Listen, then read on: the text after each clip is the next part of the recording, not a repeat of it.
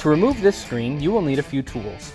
You will need a 7mm socket wrench, a Phillips head screwdriver, a T20 socket, a pry tool, and a small magnet for retrieving some of the recessed screws. Begin by removing the two rubber trays in the center console. There is one at the front of the console and one in the middle of the console. Simply pull them out. You will now remove the 7mm screw in the center of the console. It can be difficult to retrieve by hand, so you may need to use a magnet to retrieve the screw after it has been undone. Next, remove the two screws at the front of the console with your Phillips head screwdriver.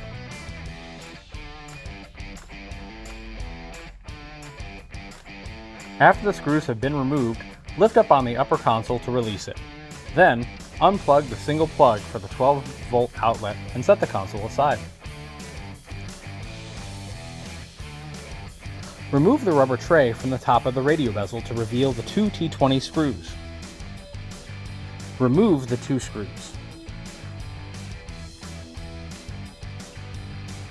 Next, remove the rubber tray to the right of the heater controls and remove the T20 screw behind it.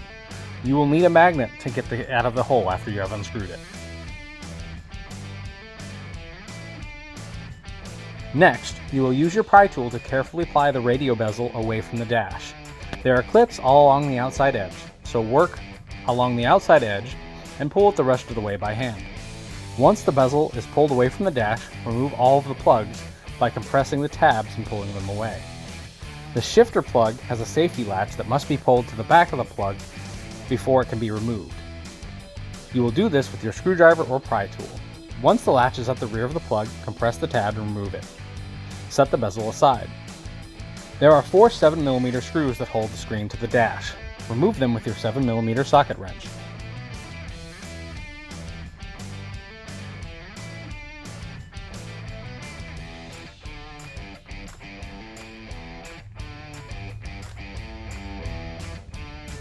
Pull the screen away from the dash. Unplug all the connectors by compressing your tabs and pulling them away. A tool to push the tabs in can be helpful here. The large plug is a lever type connector which you must pull upwards towards the middle to release. Once you have done this, the screen can be removed. To install, begin by plugging in the large connector with the lever and pushing it down to the left side. Reattach the rest of the plugs. The plugs are all color-coded to their connectors on the back of the screen. Once you have plugged in all of the connectors, place the screen into its slot in the dash and reattach the 4 7mm screws.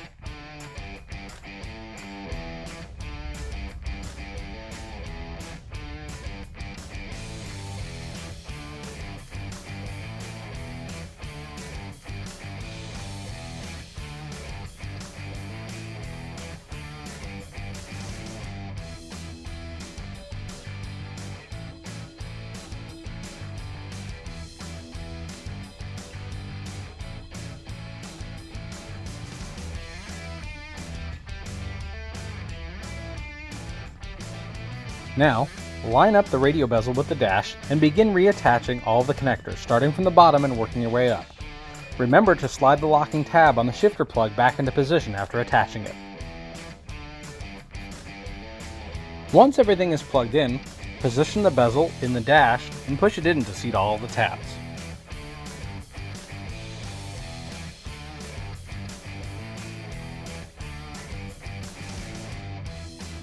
Next, you will reattach the T20 screw in the hole to the right of the heater control. Then, place the rubber tray back into position.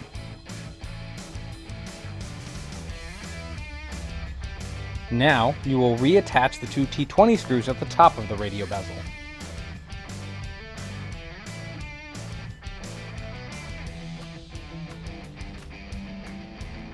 Place the rubber tray back into position.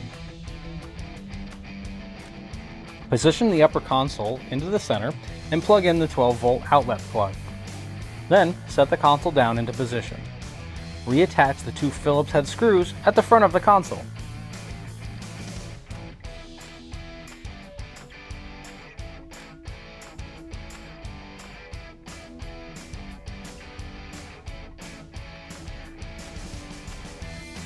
Place the rubber tray back into position. Now, reattach the 7mm screw in the center of the console.